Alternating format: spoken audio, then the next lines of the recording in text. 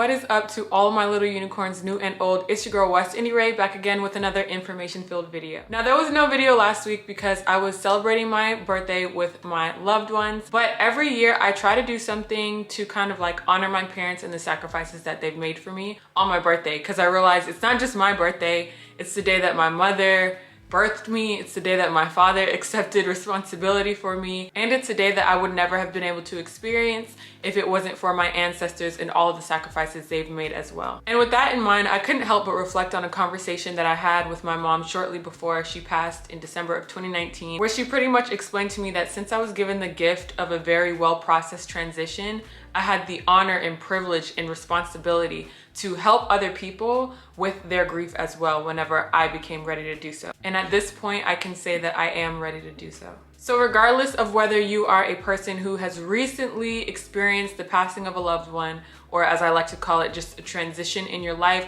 or if you're somebody who's watching this video to add to your spiritual toolbox before that time comes for you. And in honor of my mother, my grandfather, my Uncle Maceo and Aunt Marie, who have been taking care of me for such a long time, in honor of my Grandpa James and my Grandma Dorothy, in honor of all of my ancestors and relatives of good character who have transitioned, whose names I do know and whose names I do not know, I bring to you this video in hopes that you benefit from it, in hopes that you share around to people who need it and to people who will need it. Here are my tips on how to deal with the transition of a loved one and the grief that usually follows it. So my first tip is definitely going to be to really understand and get comfortable with the idea that we don't come to earth in these bodies to stay on earth in these bodies. Passing away and transitioning into the next realm or the next life or the afterlife or whatever it is that we want to call it is something that's very natural and that everybody does. It is by far the most consistent thing about the human experience. And the more comfortable we get with that, the less surprising it is when it actually happens. Just think about that and allow that to inform the decisions that you make going forward. For me personally, I found that my life became a lot more meaningful since I started thinking about it that way. Every day I make decisions that align with me being happy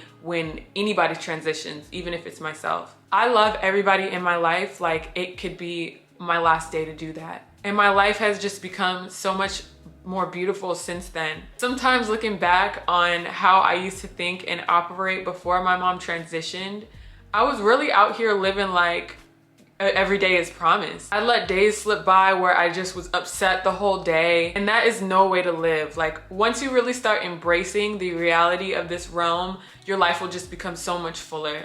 My next tip is to never allow somebody to bully you into feeling how they think that you should feel. In my case, people expected me to cry my eyes out at my mom's service. People would come up to me and embrace me really hard and try to get me to cry on their shoulders. And I didn't do any of those things. And that's because I had a conversation with my mom beforehand and I asked her, if I wanted to be proud of you and I don't want to cry about it, like, is that okay? And she straight up told me, like, don't let anybody bully you into feeling how they think you should feel. You grieve in the way that is right for you. You grieve in the way that makes you feel comfortable and that promotes healing within you. And that goes for the extreme opposite as well. If you're a person who has gone through the transition of a loved one and it's 10 years later and you still want to cry about it, you still cry about it. Don't ever internalize other people's feelings on how you should be grieving, whether they think you should be more sad or whether they think that you shouldn't be upset anymore about it. Like, you do you and you grieve the way that you need to grieve, no matter how much time has passed. And my next thing to remember is something that my best friend Indesha told me right before my mom passed away. She told me that sometimes we impose our will on other people's lives, but that doesn't automatically make it part of their life's journey. And when she told me that, I was like, oh my gosh, like, I've never heard anything truer. I had plans for my mother to watch me get married and walk me down the aisle with my father. I had plans for her to be there in the delivery room with me when I had all of my kids. We used to talk about her staying with me for 2 months after I had my first baby. I had all these plans, but I had to realize that just because somebody's life path runs parallel to yours for certain amounts of time, that doesn't mean that you're intertwined with them. She came here for her own purpose, and her purpose deeply impacted me. It impacted who I am down to my soul. But she had other things on her list, and once her list got all checked off, she was able to go and transition into her next thing. So that's just something that's really, really important to remember. Just because we have plans for people does not mean it's a part of their life plan, and that's okay. I'd rather spend my time being proud of her for accomplishing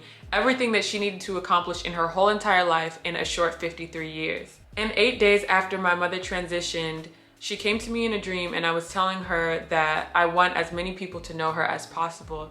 And she looked at me and said, they will know me, they just have to know me through your actions. So now it's my turn to do the heavy lifting and show people who she was through my actions and the impact that she had on me. Now it's my turn to focus on my life's path instead of being so obsessed with hers and what I wanted her to do during her time here. The more comfortable you get with that mindset, the easier things will be for you. My next tip is to make sure that if you have a loved one who recently passed, take time to go through your things and see if you have any photos or voicemails of them.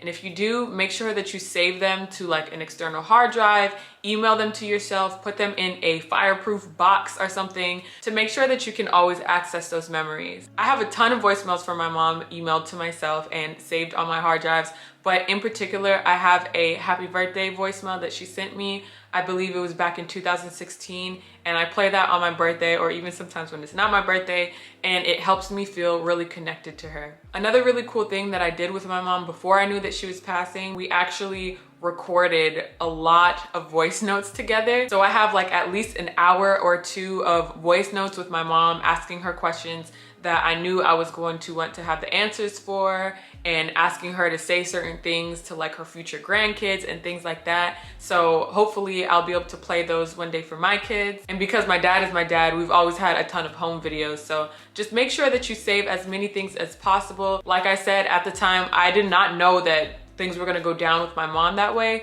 but I'm glad that I have those things now that they have. My next tip is something that's very popular among people who do ancestor veneration and who honor their ancestors, and it is to do good deeds in their name. Whenever I do something nice for somebody and they give me a compliment on it or they thank me thoroughly, I always tell them, I got this from my mother. The kindness that I have, I got it from my mother. My mother taught me how to do this. My mother taught me how to bake this.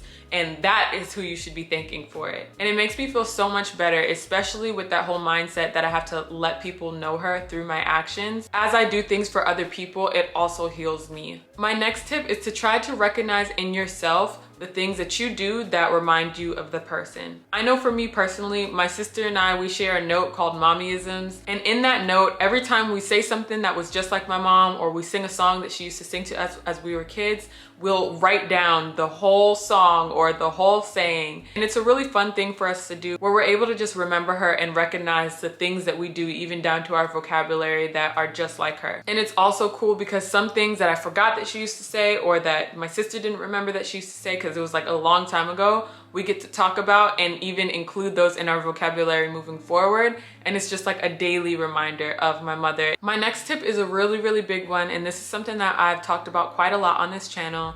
And it is, if you are going through any type of grief or depression, please try meditating. Meditation honestly saved my life on many occasions. I was very depressed at certain points in my life, and getting into meditation and really being able to quiet the noise in my mind helped me tremendously, and it just made me a happier person overall, and it has definitely helped me with my grief. So if you are a person who suffers from anxiety, depression, or is going through any type of grief, or even if you're a person who doesn't really have any notable issues right now, I would 100% suggest getting into meditation as a coping mechanism, either for now or for the future. It doesn't have to be as formal as people make it seem. A lot of times people feel like if they can't sit crisscross applesauce with a certain posture and immediately clear their minds, that they're not doing it right. Meet yourself where you are, start with the basics, get into a comfortable position, and just try to relax. That is the very first step, and taking time to do that and pour into yourself is going to have you feeling better already, even if you're not so good at quieting your mind. And I know it can be really scary because a lot of times, if given the opportunity, our minds could take over and tell us lies or put weird images in our head that we don't necessarily need to feel better. So if that's the case, I would definitely suggest a guided meditation to start out. But I just encourage everybody to give it a try because it has helped me tremendously with my journey, with my grief, with my depression, with all of it. And I really hope that one helps you. My next tip for people who are experiencing grief: know what people are good for venting, what people need to leave you alone, what people are good for putting you in a better mood and getting you out of the house. I promise this is gonna help you so much, because if you are not aware of who you are around, you're gonna end up getting your feelings hurt. I have made the mistake of going to vent to some people who are only good at giving advice. So I'd go to them with my grief and my sadness and they'd be like, it's okay, she's smiling at you. What would your mom say? She wouldn't want you to cry. And I'm like, bro, I want to cry right now though. Like, that's what I need. My mom would say for me to experience this in the way that I need to experience it to feel better. Crying and wallowing in sadness are two completely different things. So really just take some time to take inventory of who you have in your circle and what things that they are best suited for. That doesn't mean that you love somebody less. However, if you go to the wrong people for the wrong thing, it will kind of like sway your feelings about them when they're really just trying to do their best. Here you are mad at people for not being what you needed them to be when you didn't read the room, sis. You need people in your life to help you through this. Do not make things harder for yourself. My next tip is to acknowledge that you are going through something. Don't try to silence it or push it to the back. And if you can, try to find a way to use it to help other people when you are able to. My mother passed away about 1 year and 3 months ago, and even though I talk about her all the time, I haven't made an actual video about it until now. Sometimes it takes a little time. You don't have to rush yourself into overdrive to make good of the situation. Focus on your healing, and whenever the time comes that you can help people through your own experience, do that. My next tip is going to be, again, do not rush your process. Although I found a lot of joy, happiness, and beauty in my mother's transition, I still feel heartbroken. It was a very traumatic experience for me, and there's nothing wrong with acknowledging that and with feeling that. So please, please be patient with yourself and give yourself time to feel however it is that you feel, whether it's now or 20 years from now. My next tip is something that I personally had to do. In the beginning, when my mother first passed away, I would always get this image in my head of her of when things came to an end. And it was really difficult because I would get it at night in my dreams. I would see her at random times during the day, and that's not how I wanted to remember my mom. I wanted to remember her as the fun-loving, happy, lively woman that she is. I identified the picture that I liked most of my mom, and I'll put it right here so that you guys can see how beautiful she is. And every time that I would get that image of her after her transition in my head, I would automatically replace it with the picture that I love. After a couple of weeks of doing that, those images completely stopped popping up in my head, and I had so much more peace. My next tip is definitely going to be to go to therapy if you can. I know that not everybody can afford therapy and things like that, but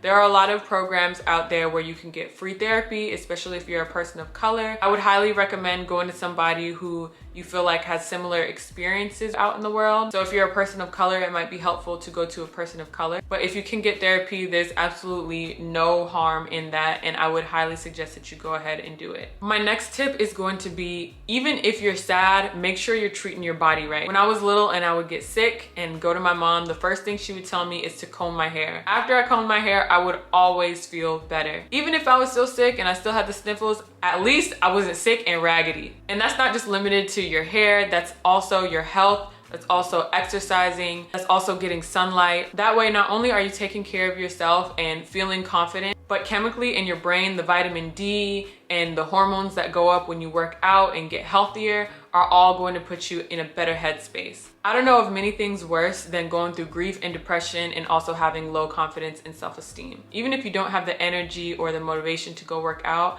at least feed your body good food. And my last and final tip is going to be to pray if you pray. For me personally, diving into spirituality has helped me so much with my journey through grief. Thinking about all the different possibilities of what life is about, what probably happens after this, has just soothed my heart in so many ways. I 100% just recommend that you guys dive into your spirituality. That is going to help a lot. If spirituality is enough to help Black folks through slavery, it's gonna be enough to help you through your grief. All right, so that is about it for this video. I hope it really helps. Oftentimes there are people in your life that are fighting battles that we don't know about. So I encourage you to share this video with people out of love in the hopes that whoever needs it will find it. And if you have recently gone through or are going through a major transition in your life, whether that's the passing of a loved one, a miscarriage, grief from a lost relationship, whatever it is, just know that my heart truly and sincerely goes out to you. Trust me, I understand where you're coming from. You are not alone in this. It is a long road, but it is not something that you have to be miserable all the way through. There is hope for you, and you are still able to fulfill